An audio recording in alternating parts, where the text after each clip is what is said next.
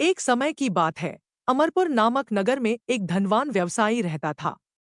उसका व्यापार बहुत दूर तक फैला हुआ था। यहाँ के सभी नगरवासी उसका बहुत आदर करते थे। उस व्यापारी के पास किसी भी चीज की कमी नहीं थी, लेकिन फिर भी वह अपने जीवन में सुखी नहीं था। दरअसल उस व्यापारी का एक भी बेटा नहीं था, जिस कारण हर समय उसे यही चिंता सताती थी कि उसके मरने के बाद उसकी संपत्ति की देखभाल कौन करेगा। वह व्यापारी बेटे की चाहत में हर सोमवार को बाबा भोलेनाथ की पूजा करता और शाम ढलते ही मंदिर जाकर शंकर भगवान के सामने दीप जलाता था।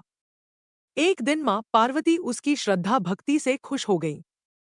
उन्होंने बाबा भोलेनाथ से उस व्यवसायी की इच्छा पूरी करने के लिए प्रार्थना की।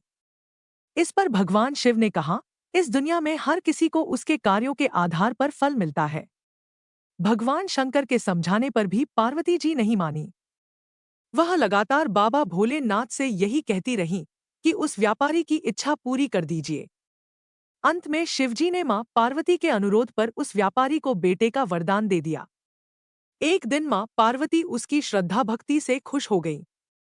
उन्होंने बाबा भोलेनाथ से उस व्यवसायी की इच्छा पूरी करने के लिए प्रार्थना की। इस पर भगवान शिव ने कहा, इस दुनिया में हर किसी को उसके कार्यों के आधार पर फल मिलता है। भगवान शंकर के समझाने पर भी पार्वती जी नहीं मानी। वह लगातार बाबा भोलेनाथ से यही कहती रहीं कि उस व्यापारी की इच्छा पूरी कर दीजिए। अंत में शिवजी ने मां पार्वती के अनुरोध पर उस व्यापारी को बेटे का वरदान दे दिया। आशीर्वाद देने के बाद भगवान शंकर ने पार्वती माता से कहा, मैंने आपके अनुरोध पर उस व्यापारी को बेटे की प्राप्ति का आशीर्वाद तो दे दिया, लेकिन उसका बेटा केवल 16 साल की उम्र तक ही जीवित रहेगा। यही बात भगवान शिव ने उस व्यापारी के सपने में जाकर उसे भी बताई। वरदान पाकर व्यापारी प्रसन्न था, लेकिन बेटे की उम्र 16 साल ही होगी सोचकर वह फिर दुखी हो गया। वह पहले की तरह फिर से हर सोमवार को भगवान शंकर की पूजा करने लगा। कुछ महीने बीतने के बाद उसके घर में एक बच्चे ने जन्म लिया, जो बहुत सुंदर था। उसका नाम अमर रखा गया। बेटे के जन्म के साथ ही व्यापारी के घर में खुशियां छा गईं। बेटे के जन्म की खुशी में एक समारोह का भी आयोजन किया गया। इस जश्न के माहौल में व्यापारी अभी भी दुखी था। हर समय उसे यह डर लगा रहता था कि उसका बेटा अधिक दिनों तक जीवित नहीं रह सकेगा। कुछ महीने बीतने के बाद उसके घर में एक बच्चे ने जन्म लिया, जो बहुत सुंदर था। उसका नाम अमर रखा गया। बेटे के जन्म के साथ ही व्यापारी के घर में खुशियां छा गईं। बेटे के जन्म की खुशी में एक समारोह का भी आयोजन किया गया। इस जश्न के माहौल में व्यापारी अभी भी दुखी था। हर समय उसे यह डर लगा रहता था कि उसका बेटा अधिक दिनों तक जीवित नहीं रह सकेगा। कुछ दूर जाने के बाद अमर और दीपचंद एक नगरी पहुंचे। यहाँ नगर के महाराज की बेटी चंद्रिका की शादी थी, जिसके लिए पूरे नगर को दुल्हन की तरह सजाया गया था। ठीक उसी समय बारात भी आ गई। इस समय लड़के का पिता परेशान था, क्योंकि उसके बेटे की एक आंख खराब थी। उन्हें डर था कि अगर लड़की वालों को यह बात पता चल गई तो वह शादी तोड़ देंगे। तभी उसकी नजर अमर और दीपचंद पर पड़ी। लड़के के पिता के मन में तुरंत ये ख्याल आया कि क्यों न अमर को ही दूल्हा बनाकर शादी के मंडप में बैठा दिया जाए। एक बार जब उसका विवाह राजकुमारी से हो जाएगा, तो फिर उसके बाद उसे कुछ पैसे देकर वहां से विदा कर देंगे। फिर राजकुमारी और अपने बेटे को अपने घर ले आएंगे। लड़के के पिता ने बिना देरी किए दीपचंद से इस बारे में बात की और धन का प्रस्ताव रखा। दीपचंद ने पैसों के लालच में आकर तुरंत हाँ बोल दिया और अमन को दूल्हा बनाकर मंडप में बैठा दिया। यहाँ राजा ने राजकुमारी का कन्यादान कर विवाह संपन्न कराया और बहुत सारी संपत्ति के साथ अपनी बेटी को विदा किया। शादी के बाद जब अमर वहां से लौट रहा था तो उसे लगा कि झूठ बोलना सही नहीं है, और उसने राजकुमारी चंद्रिका के दुपट्टे पर सारी सच्चाई लिख दी। अमर ने लिखा, प्रिय राजकुमारी चंद्रिका, तुम्हारे साथ छल हुआ है। तुम्हारा विवाह मेरे साथ कराया गया। मैं एक व्यापारी का पुत्र हूँ और फिलहाल पढ़ाई के लिए वाराणसी जा रहा हूँ। तुम्हारी शादी जिससे तय हुई थी उसकी एक आंख खराब है।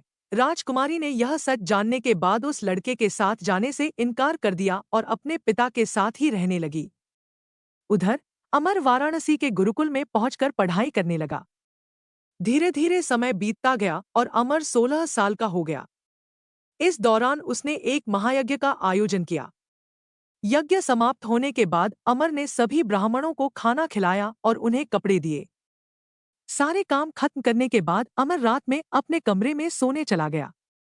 भगवान शंकर के वरदान के मुताबिक उसी रात अमर के प्राण चले गए। अगली सुबह जब दीपचंद उसके कमरे में पहुंचा तो उसने देखा कि अमर जीवित नहीं है। वह जोर जोर से रोने लगा। उस दीपचंद के रोने की आवाज भगवान शिव और मां पार्वती के कानों तक भी पहुंची।